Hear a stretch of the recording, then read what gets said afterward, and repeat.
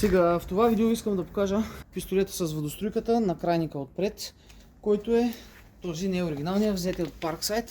Доста време търсихме нещо, което може да прави струя наобратно и общо взето това е чупеща приставка, която се чупе така и можем да измием съвсем спокойно калниците, което е доста удобно.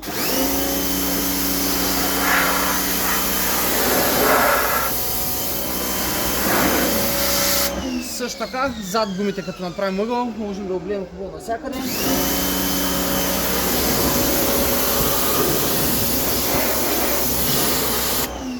И самото налягане на джузата не мога да намеря разлика спрямо оригиналната. Нали, това е любителска водоструйка. Тази приставка е много добра. Търсил съм преди из интернет, не можахме да намерим такава, защото вероятно не знаех с какво име да ги търся. Така че ако някой има представа друга такава, освен която намерихме в Parkside, може да напише с какво име се търси това нещо. Така, в Parkside в рекламата пише принадлежности за водоструйка, заедно с още две, които не сме взимали, защото не ни трябваха.